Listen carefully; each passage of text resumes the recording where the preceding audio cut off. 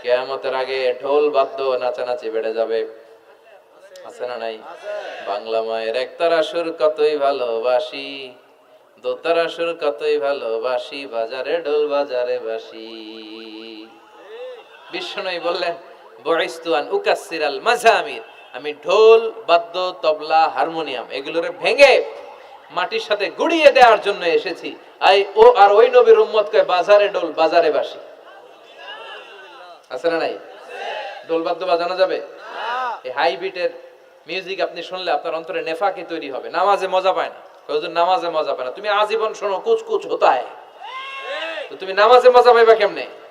আজীবন শুনে কি কুচ কুচ হতা হয়। এখন নামাজে মজা পায় না, জিকির কইরা মজা পায় না, তেলাওয়াতে মজা পায় না, মজা নাই, মনোযোগ নাই।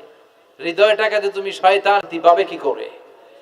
এজন্য এই মিউজিক্যাল ইনস্ট্রুমেন্ট থেকে দূরে থাকতে হবে, এগুলো অন্তরে নেফাকি তৈরি করে। আপনি দফ বাজাতে পারবেন? দফ, দফ চিনেন? ঢোলের দুই দিক আটকানো, দফের এক দিক আটকানো এক দিক খোলা, এটা বাজিয়ে আপনি নাশিদ পরিবেশন করতে পারবেন, সমস্যা নাই।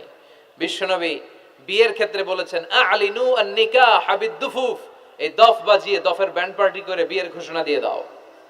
ঈদের দিন বিশ্বনবী শোয়া কিছু ছোট্ট মেয়েরা এসে দফ বাজিয়ে নাচ গান করতেছে, ছোট মেয়েরা। সাইয়েদনা আবু বকর দেখে রেগে গেলেন, আমিজবারু শাইতানি ফি বাইতি রাসূলিল্লাহ, আল্লাহর নবীর ঘরে শয়তানের বাদ্য। বিশ্বনবী বললেন দাহু ইয়া আবু বকর, আবু বকর রাখো, ইন্না লিকুল্লি কওমিন ঈদ, সব জাতিরই তো একটা ঈদের অনুষ্ঠান আছে, হাদা ঈদুনা, আজকের দিনটা আমাদের ঈদের দিন, বাচ্চাদেরকে একটু আনন্দ উৎসব করতে দাও। এই দফ বাজালে কোনো ক্ষতি নাই। বিশ্বনবী মক্কা থেকে যখন মদিনায় হিজরতে গেলেন, কোন পথ দিয়ে আমার নবী আসবে জানার জন্য মদিনার ছেলেমেয়েরা পাগল হয়ে গেল। ওই পথে দফ নিয়ে দাঁড়িয়ে রইল। বিশ্বনবী সাইয়েদনা আবু বকরকে নিয়ে আগমন করলেন। ওরা তালা আল বাদরু আলাইনা বলে বিশ্বনবীর ওয়েলকাম জানালো। সুবহানাল্লাহ পড়েন। তালা আল বাদরু আলাইনা মিন সানিয়াতিল ওয়াদা ওয়াজাবা শুকরু আলাইনা মা দাআ লিল্লাহি দা আইয়ুহাল মাবউসু ফিনা جئت من أمر المطاع جئت شرفت المدينة مرحبا يا خير دا طلع البدر علينا من ثنيات الوداع وجب الشكر علينا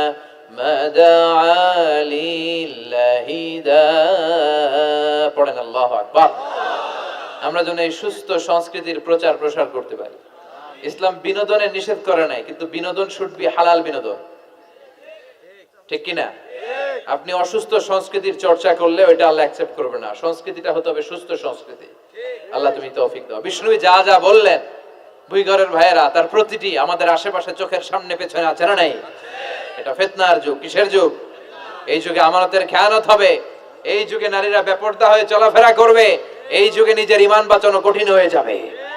এই কঠিন বিপদের সময় আমাদেরকে বাঁচাতে পারে দুইটা জিনিস। কয়টা জিনিস? চিল্লায় বলেন কয়টা? দুইটা জিনিস শুধু আমাদেরকে বাঁচাতে পারে। এক হচ্ছে আল্লাহর কোরআন, দুই হচ্ছে বিশ্বনবীর সুন্নাহ, ঠিক কিনা? এই দুইটা জিনিসকে মারির দাঁত দিয়ে আঁকড়ে ধরে রাখতে হবে, তাহলে সে পথভ্রষ্ট হওয়ার কোনো সুযোগ। This Quran and Sunnah, our way to Jannah, ঠিক কিনা? আওয়াজ করে আমার সাথে পড়েন, কোরআন and Sunnah, our way to Jannah. আওয়াজ বাড়ায় দেন, পড়েন কোরআন and Sunnah, our way to Jannah. এই কোরআন সুন্নাহ আপনাকে জান্নাতের ওয়েতে উঠায় দিবে, রাস্তায় উঠায় দিবে। এই কোরআন সুন্নাহর সাথে যেন আমরা সম্পর্ক বাড়াই, তাফসির মাহফিলগুলোতে যেন বেশি বেশি যাই, এলাকায় যেন ইসলামী হালাকা তৈরি করি, প্রশ্নোত্তর পর্ব তৈরি করি, এতে করে নিজেরা যেন সমৃদ্ধ হই, কোরআন সুন্নাহর সাথে যেন সম্পর্ক বাড়াতে পারি। আল্লাহ তুমি তৌফিক দাও। আর জোরে করে আমিন। আপনার কিন্তু ধরে রাখতে হবে, মানে আমনে করে সবাইরে ধরে রাখতে হবে, পাও ধরে থাকেন। এগুলোর সাথে হেদায়েতের কোনো সম্পর্ক নাই। এজন্যই তো সমাজে হেদায়েত নাই। মাহফিলের পরে মাহফিল হয়, ফজরের নামাজটা ঠিকমতো হয় না, হেদায়েত শূন্য, হেদায়েত নাই, ইখলাস নাই। কি উদ্দেশ্যে শুনতেছি এটা যেন খেয়াল করে আমল করতে পারে, এই টেন্ডেন্সিটা নাই। আসুন আমরা একটু থামি, স্টপ, থামেন, অনেক হয়েছে, আর না। ইসলাম কি বলে, কি শিখাতে চায়, কি বুঝাতে চায়, ওইটা বোঝার চেষ্টা করেন, ওইভাবে মানার চেষ্টা করেন। কে কি বললো দেখার দরকার না, এত লোক জড়ো হওয়ার দরকার নাই। আজকে যদি চ্যানেল একটাও না থাকতো, 10 জন বসে যদি আমার কথা শুনতো, কোনো সমস্যা আছে? কথা বলেন। এজন্য হেদায়েতটা সবচেয়ে বেশি জরুরি, ইখলাসটা জরুরি, আল্লাহর প্রতি ভয়, আস্থা, ভালোবাসা, এটা বেশি জরুরি। আল্লাহ তুমি ইখলাস দিয়ে আমাদের হৃদয়টাকে পূর্ণ করো। তাহলে এই যে লোক যে চেয়ারে বসার যোগ্য না, ওই লোক যদি ওই চেয়ারে বসে, কিয়ামতের আলামত আছে না নাই? চেয়ারম্যান হওয়ার যোগ্যতা যদি না থাকে, যদি চেয়ারম্যান হয়ে যায়, হ্যাঁ, সাইয়্যিদুল কওমি খাদিমুহুম, নেতা হবে তারা যারা মানুষকে খেদমত করবেন। খেদমত করার জন্য 1.5 কোটি টাকা খরচ করে চেয়ারম্যান ইলেকশন করে, 5 কোটি টাকা। এগুলো কেন? এই ট্রেডিশন দেশে আসলো কেন? উনি টাকা খরচ করবে কেন? ওনার চা খাওয়ানো আর সিগারেট খাওয়ানো লাগবে কেন? উনি তো আমাদের খাদেম হওয়ার জন্য আসছে। উনি জনপ্রতিনিধি হয়ে দাঁড়াবে, যাকে আপনারা পছন্দ করবেন ভোট দিবেন না। হাজার হাজার কোটি টাকা, শোডাউন, সব আছে না নাই? কিয়ামতের আলামত। মসজিদের সভাপতির সাথে মসজিদের কোনো সম্পর্ক নাই, আছে না নাই? সব সভাপতিকে আমি এক পাল্লায় মেপে দিচ্ছি না, বেশিরভাগের এই অবস্থা। ভালো দু একজন আছে, আমি জেনারেলাইজ করছি না। সভাপতি তো হবেন তিনি যার সাথে মসজিদের দরদ বেশি, মায়া বেশি, মসজিদে যায় বেশি, ঠিক কিনা? এখন বছরে ওনারা একবার খুঁজে পাওয়া যায় না, উনি সভাপতি, উনি সেক্রেটারি, উনি ক্যাশিয়ার, আছে না নাই? তার মানে উনি এখানে বসার যোগ্য ছিল না, ওনারে বসানো হয়েছে। যেই লোক যেই চেয়ারে বসার যোগ্য নয়, তারা যখন ওই চেয়ারে বসিয়ে দেওয়া হবে, বিষ্ণু বললেন তখনই কিয়ামত হয়ে যাবে। কিয়ামতের আলামত আমানতের খেয়ানত, এটা অনেক বড় বিষয়। আমার সম্পদ আছে, এই সম্পদটা আল্লাহর দেয়া, আমার কাছে আমানত। আমার শক্তি আছে, এই শক্তি আমানত। যুবক যারা আছো, তোমাদের যৌবনটা আল্লাহর দেয়া, তোমাদের কাছে সবচেয়ে বড় নেয়ামত এবং আমানত। তোমরা এখন চাইলে অনেক কিছু করতে পারো। তোমাদের একটা সদিচ্ছা তোমাদের এলাকাটারে জান্নাতি বানিয়ে দিতে পারে। তোমরা চাইলে সাগরের স্রোতকে পাল্টে দিতে পারো, বাতাসের গতিকে উল্টে দিতে পারো, তোমরা ইতিহাস রচনা করতে পারো। বিশ্বনবী যখন তোমাদের মতো যুবক ছিল, তিনি হালাফুল ফুদুল যুব সংঘ করেছেন।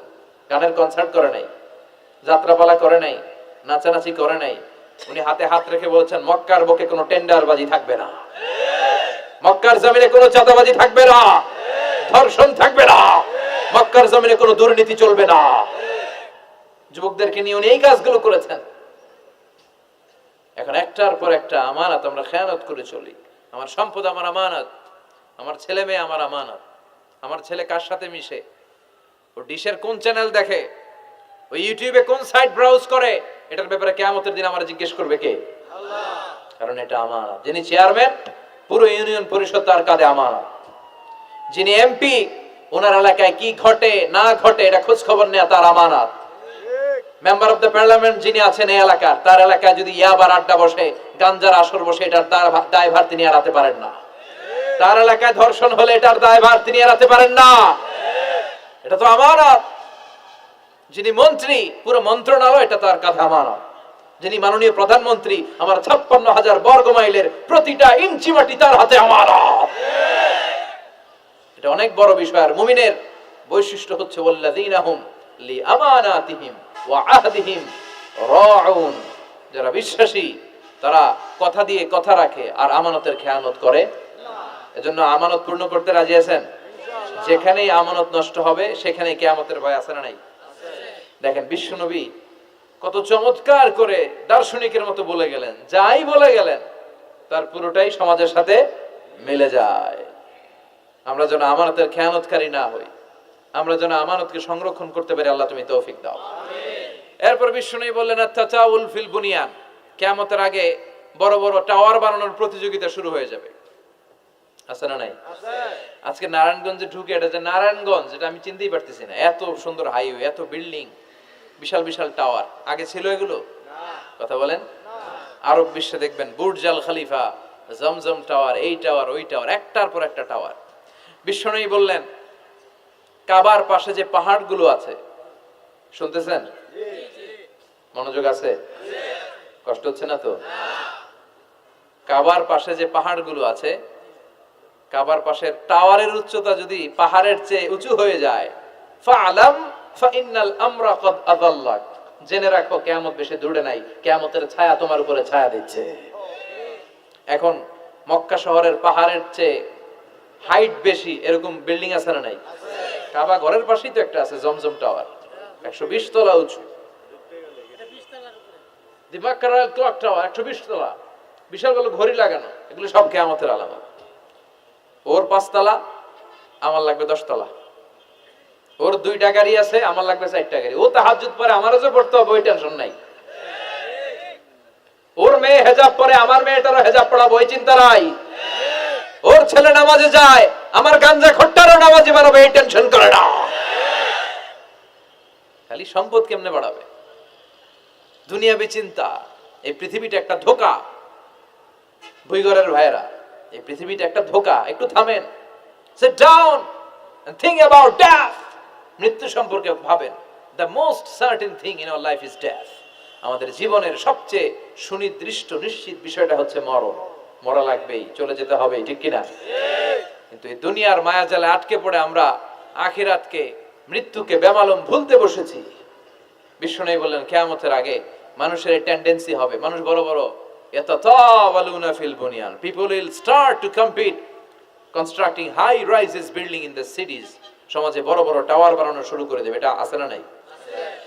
এরপর বিশ্বনবী বললেন যুহুরুন নিসা আল কাসিয়াত আল আরিয়াত আল মাইলাত আল মুমিলাত। কিয়ামতের আগে পোশাক পরিহিতা নেকেড উলঙ্গ নারীদের সংখ্যা বেড়ে যাবে। বুইগরে মাশাআল্লাহ সব পর্দা মেইনটেইন করে, আশা করি। হ্যাঁ, স্থানীয়রা পর্দা করে, আলহামদুলিল্লাহ, আল্লাহ তুমি কবুল করো। কিন্তু গোটা বাংলাদেশের দৃশ্য কি ভুইগরের মতো? না, ভয়ঙ্কর। বিষ্ণু বলেন কাসিয়াত আল আরিয়াত আল মাইলাত আল মুমিলাত, পোশাক পরিহিতা উলঙ্গিনী, মানে বোরকাও পড়বে, বোরকাওয়ালি। তিনি বোরকা পড়েন কিন্তু টাইট ফিটিং বোরকা, আছে না নাই? তো এতে আপনি, আমার মায়েরা, আমার বোনেরা, আমি আপনাদেরকে সবসময় সম্মান দিয়ে কথা বলার চেষ্টা করি, একটু বোঝেন। এই যে আপনি টাইট ফিটিং এর বোরকাটা পরলেন, এতে লাভটা হলো কি? আপনার দেহের উঁচু নিচু ভাঁজ টের পাওয়া যায়, আপনার সৌন্দর্য প্রকাশ পেয়ে যায়। হেজাব আল্লাহ এমনি এমনি দেয় নাই। যার সম্মান বেশি ওটার প্যাকেট বেশি, কথা কন। ডায়মন্ডের আংটি ওই রাস্তার মধ্যে বিক্রি করে না? স্বর্ণের আংটি না, ওইটা স্পেশাল মার্কেটে বিক্রি করে। কোন মার্কেটের সামনে পুলিশ রাইফেল নিয়ে দাঁড়ায় থাকে না, কিন্তু স্বর্ণ মার্কেটের সামনে রাইফেল আছে না নাই? ভিতরে স্পেশাল সিকিউরিটি আছে না নাই? গ্লাস ফিটিং করা, ওইখানে সিকিউরিটি আলাদা, স্পেশাল লকার আছে না নাই? কারণ এটার দাম বেশি, তাই এটার পর্দা বেশি, প্যাকেট বেশি। সুবহানাল্লাহ পড়েন। নারীদেরকে তো ইসলাম মর্যাদা দিয়েছে। বিষ্ণু বলেছেন দুনিয়া কুল্লুহা মাতা ওয়া খায়রু মাতা'আদ দুনিয়াল মারআতুস সালিহা। দুনিয়া সব হলো সম্পদ, আর এই সব সম্পদের মধ্যে সবচেয়ে দামি সম্পদ হচ্ছে নেককার নারী। এদের পেটগুলা খনি। এই নেককার নারীগুলো যদি হেজাব মেইনটেইন করে, এই পেটগুলো থেকে আল্লাহওয়ালা বেরোবে, নাজমু সাকিব বেরোবে, কারি আহমদ বিন ইউসুফ আল আজহারি বেরোবে, বড় বড় মুফাসসিরে কোরআন বেরোবে। আর যদি হেজাব না করে, জি বাংলা স্টার জলসা নিয়ে মশগুল হয়ে থাকে, হ্যাঁ, টেন্ডারবাজ, চাঁদাবাজ, ডাকাত, এগুলো বেরোবে। ওজনে কম দিবে, খাদ্যে ভেজাল দিবে, মাছে ফরমালিন দিবে, গাঞ্জার টাকার জন্য লাথি মেরে মারে ঘর থেকে বের করে দিবে। এজন্য নারীরা, আমার বোনেরা, আপনারা অনেক সম্মানিতা। নিজেদের সম্মান সম্পর্কে সচেতন হন। এই হেজাব আপনার অধিকার। এই হেজাব নারীর অহংকার। হেজাব নারীর আভিজাত্যের প্রতীক। হেজাব নারীর রুচির প্রতীক। আপনার রুচিটা কেমন আপনার পোশাক দেখে বোঝা যায়, কথা কন।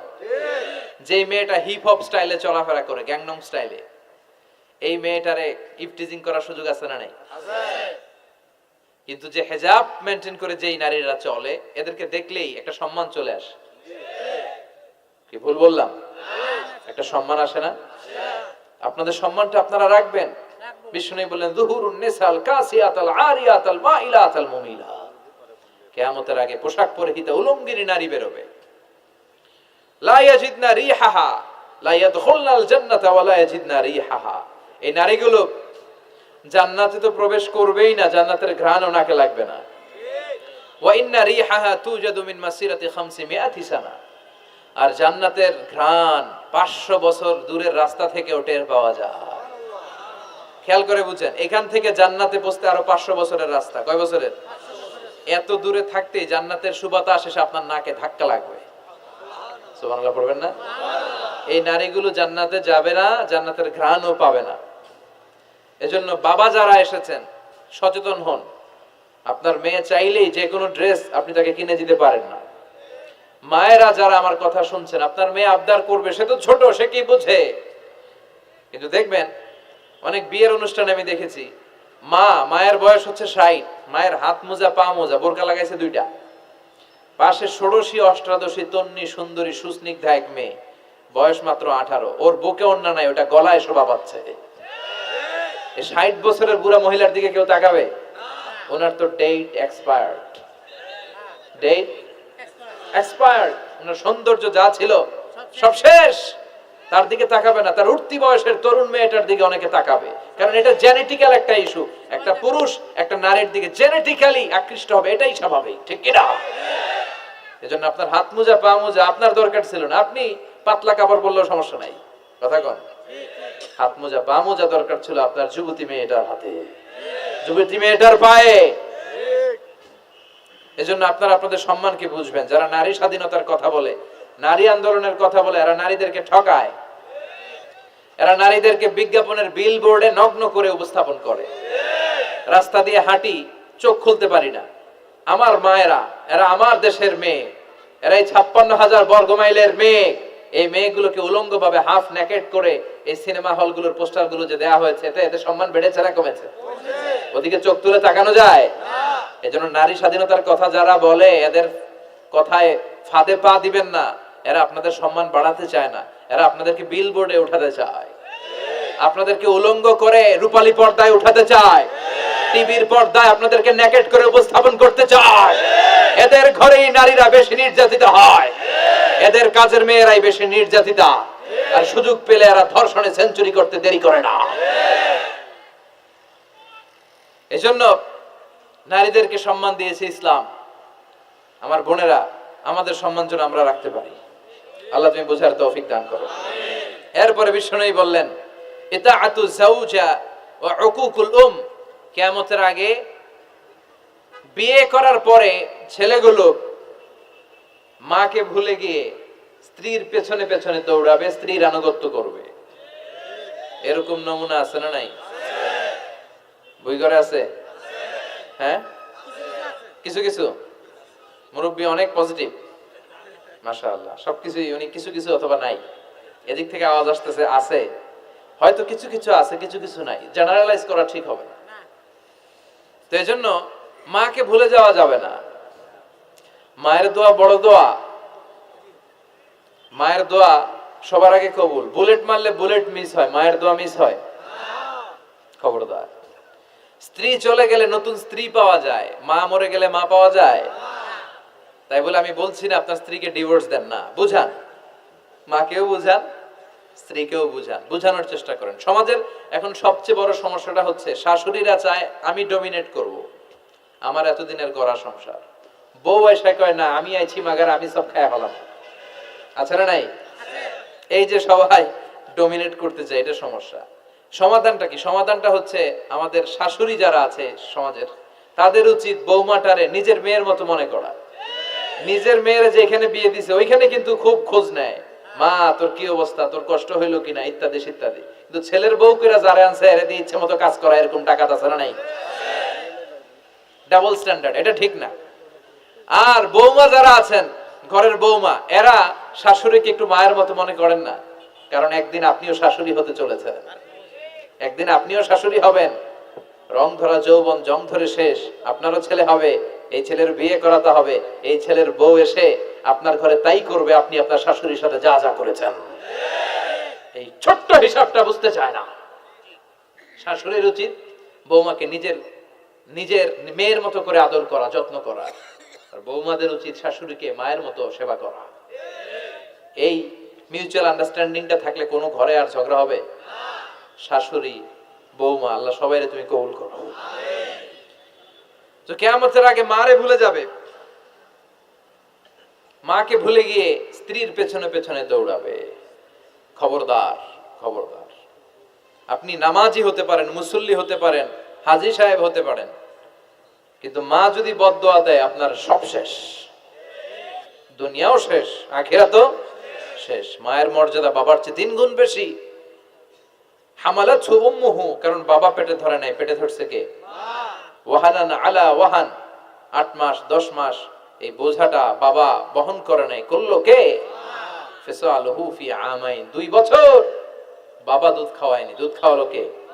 মায়ের এক ধার দুধের দাম কাটিয়া গায়ের চাম, পাপস বানাইলেও ঋণের শোধ হবে না, এমন দরদি ভাবে কেউ হবে না আমার মা গো। ঠিক কিনা? লাউ কাতা'তা জিলদাক, আপনার গায়ের চামড়া কেটেও যদি মায়ের পায়ের জুতা বানিয়ে দেন, কি বানিয়ে দেন? কি দিয়ে? গায়ের চামড়া দিয়ে। এই যে 2 বছর যে দুধ খাইলাম, এই দুধের 1 ঢোক দুধের শোধটাও আদায় হবে না। এজন্য খবরদার, মাকে যেন আমরা ভুলে না যাই। মা দোয়া করতে দেরি, ওই দোয়া কবুল হতে। আমরা ছোটবেলায় যে কত কষ্ট দিয়েছি, সবচেয়ে বেশি কষ্ট যখন দিয়েছি মাকে, ওই স্মৃতিগুলো আমাদের মনে পড়ে না।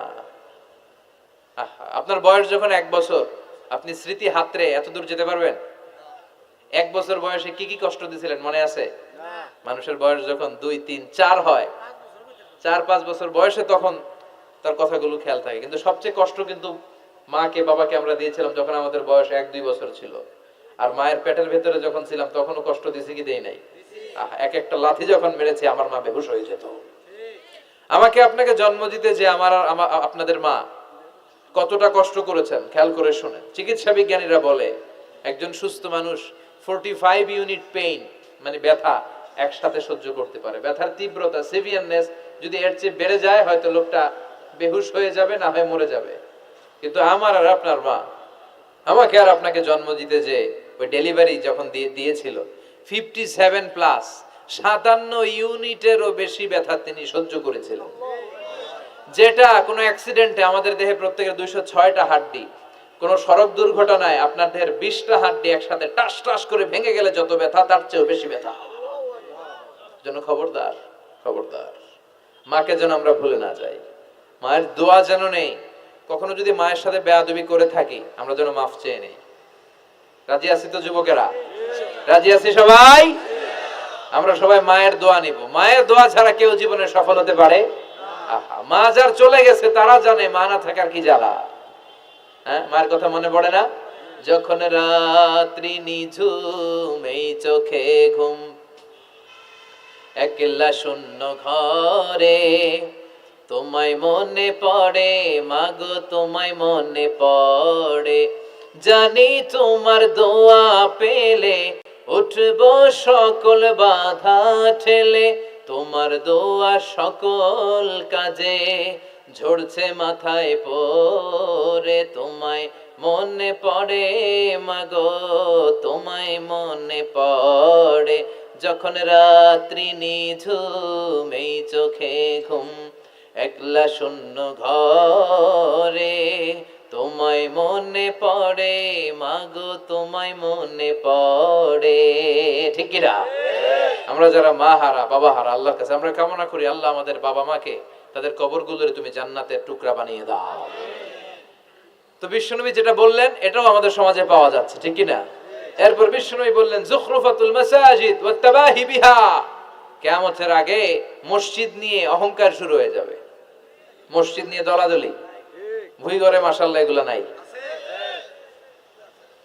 ওই মসজিদ টাইলসের মসজিদ, আমরা এসি লাগাবো, ওইটাতে 3 তলা করছে আমরা 5 তলা করবো, ডিজাইন করব এগুলা, কিন্তু আমরাও যে নামাজ পড়বো এই চিন্তা নাই। কথা কোন? মসজিদের সৌন্দর্য হচ্ছে মুসল্লি দিয়ে, কি দিয়ে?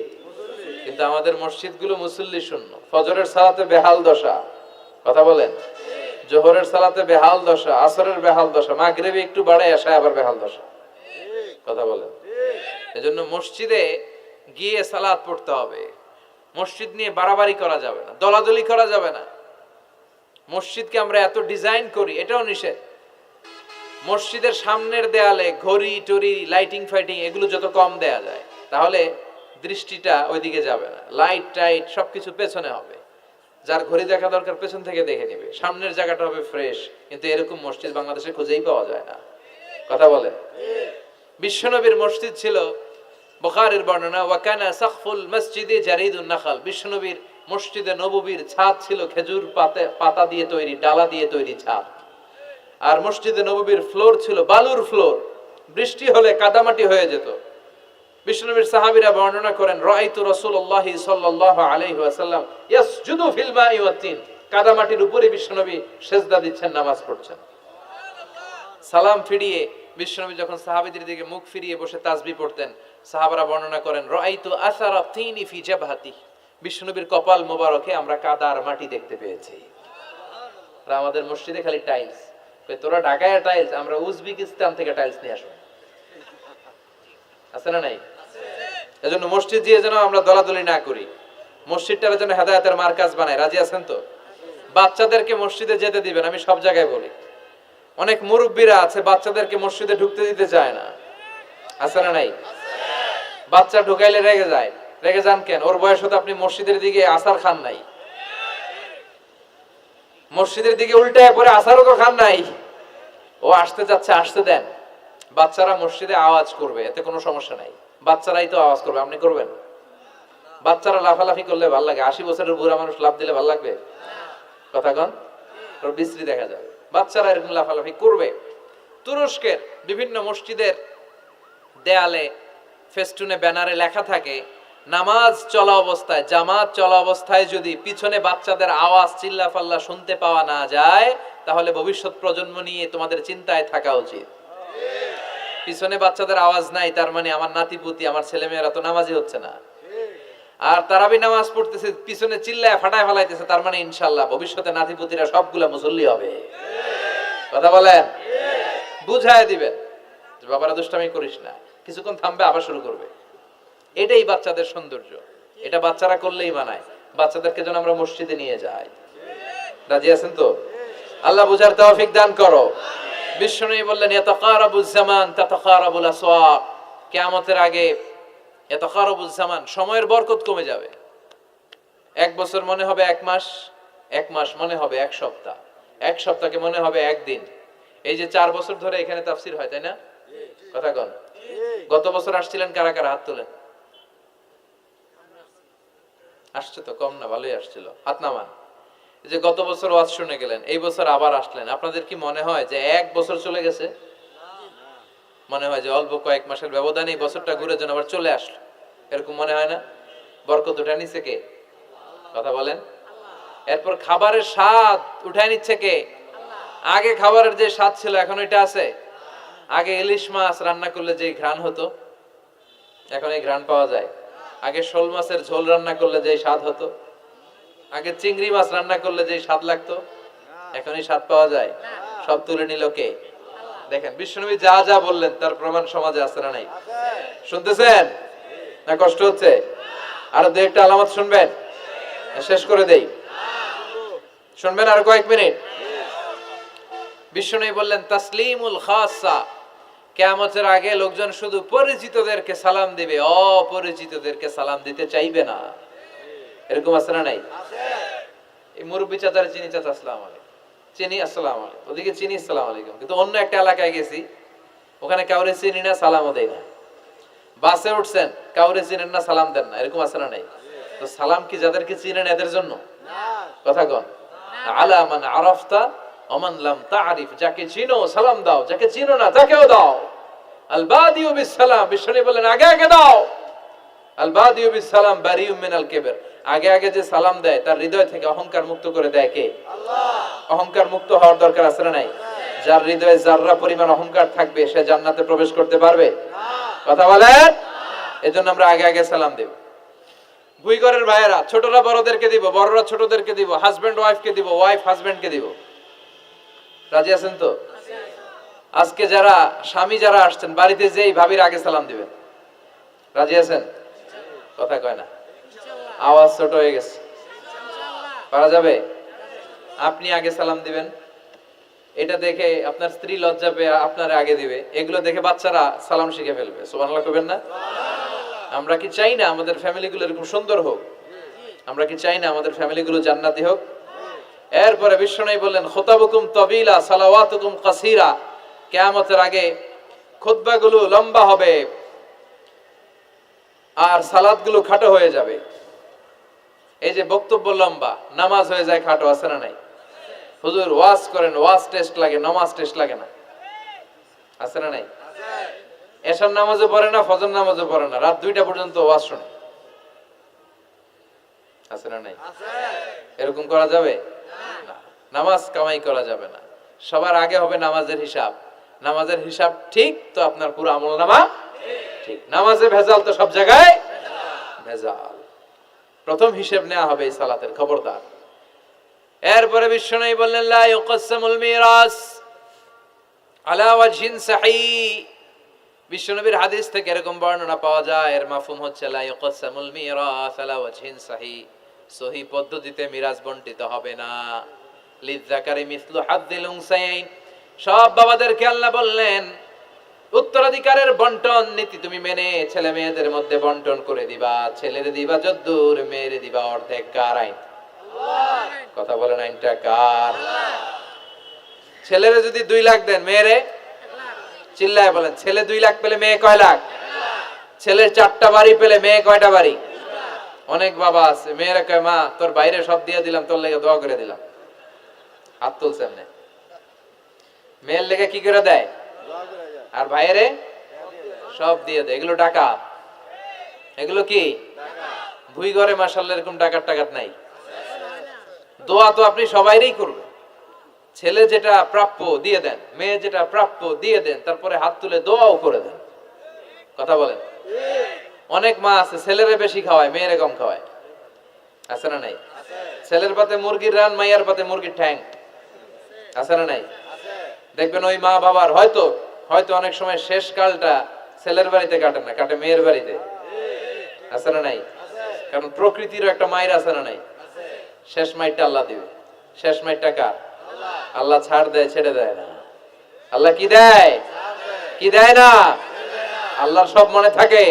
আল্লাহ শেষ খেলাটা খেলে দিবে। চিল্লায় বলেন ঠিক কি না? বাবা মা যারা আছেন সাবধান, উল্টাপাল্টা করেন না। এগুলো নিয়ে কত বিচার যে আমাদের কাছে আসে, কত মাসালা যে আসে। কেন করেন এগুলো? সমানভাবে আপনি ইনসাফ করেন, কিয়ামতের দিন আপনার বিচার করার সময় আল্লাহ আপনার উপর ইনসাফ করবে। আপনি ঠকাবেন, আল্লাহ আপনার 14 গোষ্ঠী উদ্ধার করে ছাড়বে। তিনি ভুলে যান না, তিনি ছাড় দেন, ছেড়ে দেন না। এজন্য মিরাসের যে বন্টন পদ্ধতি, আমরা যেন ইসলামের দেয়া পদ্ধতি অনুসরণ করি। আল্লাহ তৌফিক দাও। কিয়ামতের আগে ভূমিকম্প বেড়ে যাবে, আছে না নাই? কিয়ামতের আগে আত্মহত্যা বেড়ে যাবে, আছে না নাই?